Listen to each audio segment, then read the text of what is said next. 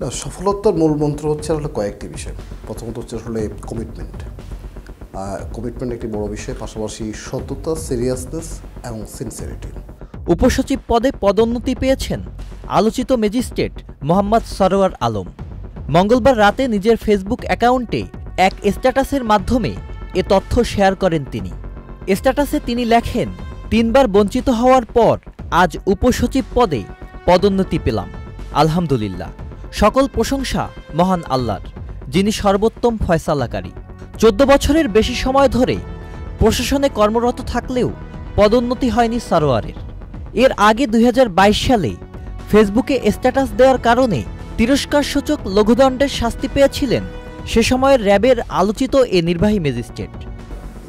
কখনো হতাশ হতে নেই, যে একটি কাজ করতে গিয়ে কখনো হোঁচট খেলে বা কোনো চ্যালেঞ্জের মুখোমুখি হলে পিছপা হয়ে যাওয়া বা আসলে ডিরেল হয়ে যাওয়া, এটি না হওয়া। কারণ আমরা মনে করি যে যদি সঠিক পথে যা থাকে এবং সততা থাকে, সিরিয়াসনেস থাকে, তাহলে অবশ্যই আপনার কাঙ্ক্ষিত লক্ষ্যে পৌঁছতে পারবো আমরা।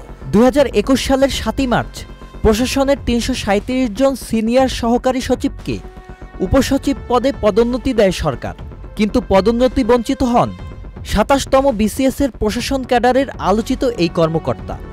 বৃষ্টির দিনে আনন্দটা একটু বেশিই জমুক, আর আনন্দ আয়োজন মানেই চাষি সুগন্ধি চিনি গুঁড়া চাল। পরদিন 8ই মার্চ BCS 27তম ব্যাচের এই কর্মকর্তা ফেসবুকে লেখেন, চাকরি জীবনে যেসব কর্মকর্তা কর্মচারী অন্যায় অনিয়মের বিরুদ্ধে লড়েছেন, তাদের বেশিরভাগই চাকরি জীবনে পদে পদে বঞ্চিত ও নিগৃহীত হয়েছেন এবং এদেশে অন্যায়ের বিরুদ্ধে অবস্থান নেয়াটাই যেন অন্যায়।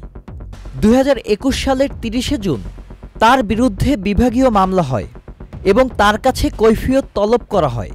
তবে সারোয়ার আত্মপক্ষ সমর্থনে কোনো লিখিত বক্তব্য দেননি। এদিকে মঙ্গলবার সরোয়ার আলম সহ উপসচিব পদে পদোন্নতি পেয়েছেন 117 কর্মকর্তা।